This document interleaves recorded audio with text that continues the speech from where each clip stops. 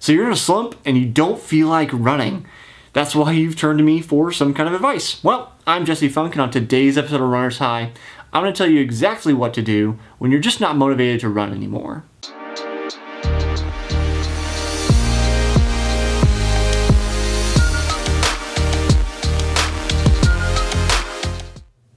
As I'm filming this, we are all still in quarantine, staying at home, not doing anything. Races have been canceled, seasons have been postponed, goals have been slashed, things have just gone out the window for people. And that results in a lot of unmotivated people. But you don't need a quarantine to lose motivation. Lots of things happen in life to all of us, me and you included, and that means that sometimes we're just not going to feel like running. And the first thing I have to say is simply, that's okay. You have to know it's okay to not want to go run. If you've been working at a really high level for a very, very long time, or a very consistent schedule, many, many days a week for many months or many years, and you just feel, I don't want to do anything, you may be burnt out or overtrained, and it may be a good opportunity for you to step back, let that type A personality down for just a second. I know that's going to be tough, but step back and don't go for a run. Lead into that motivation to not do anything and then reassess your life.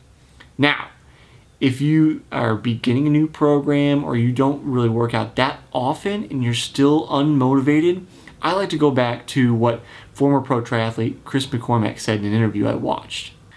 Chris had this trick for himself. Now you can imagine as a pro triathlete, he's working out 20, 30 hours a week, maybe more. We don't really know exactly his training schedule. Pros don't often share those things, but he's going to be working out a considerable amount more than most of us.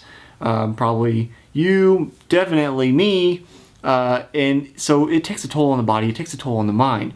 Chris's trick was when he'd get up, go early to the pool, he'd have to get in the pool and he didn't want to do it. He would say to himself, okay, all I have to do is swim just a couple laps, 1-2 laps. If I still don't want to swim, I can get out of the pool and go home.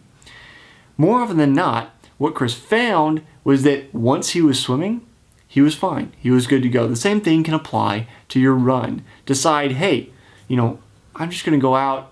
I'm going to run down the block. I'm going to run for 2 minutes.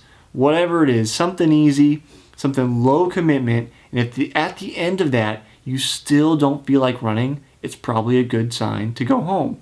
But like Chris, you'll probably find that you continue and you go on and you continue with your routine and are happier with yourself afterwards because you completed it. This is actually a really great gut check, because if you do end up in that kind of overtraining period, like I mentioned earlier, for people that have worked really hard and worked their bodies very, very hard, it's a good way to say, hey, maybe I am working too hard. Maybe I need a little bit more rest. Your body kind of gives you some of these signals sometimes that say you need to back off. So using Chris's trick is a great mental tip for you to figure out, am I overtraining or am I simply anxious about not being able to perform to whatever standard I've set up in my own mind?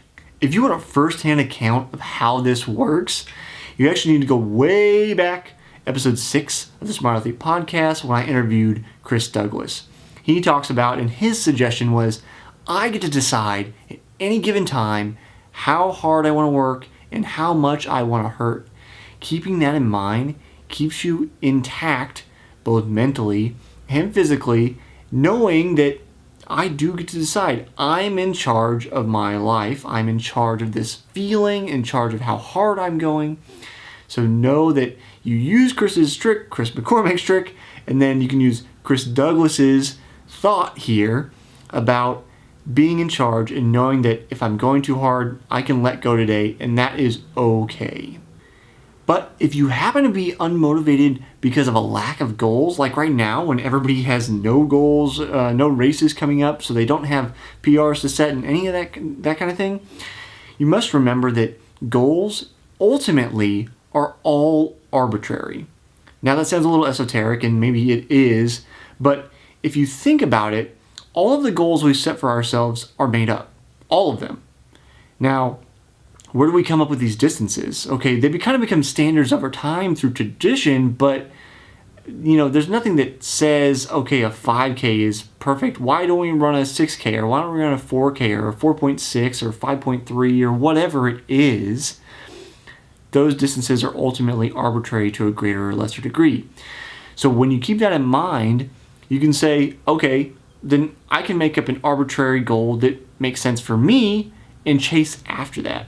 For me in particular, a while ago, I decided I wanted to run the incline, which is a very, very steep, short, almost mile-long trail run in Colorado Springs. So my coach and I kind of set to adding different things into my training that would allow me to ascend easier. There's nothing around here in Kansas City that's anywhere near the ascent on the incline. The average grade somewhere around 45%, if my memory serves me right. And we don't have anything like that around here. So I added that stuff into my training. It kept me motivated to do my strength work, to keep running, to do all these kind of things because it was a goal I had. Now, keep in mind, there was no race going on out there. Nobody went with me. I flew out by myself. There was no point. There was no record to set. I'm not fast enough to set the new record on the course. It was simply a matter of, this is what I wanted to do, so I decided to do it. So races don't always have to be the thing that motivates you. You have to figure out what it is that motivates you, some new challenge, a sense of experience, and go after that. Lastly, I've talked about this in another episode of Runner's High, but it bears repeating here. Goals don't necessarily have to be the thing that motivates you. What's important when you can't find goals that you want is that you return to the thing that brought you joy in the first place with running. If you love trail running, run on some trails. If you like long runs, go on a long run. If you like track work, do track work. Whatever it is that you like, do more of that, because ultimately, again, because all these goals are arbitrary, times don't mean anything. At the end of the day, it's the experiences that we have, those memories that we create. Those are going to be the things that are most powerful and most meaningful to us and keep us motivated. That's what you have to focus on.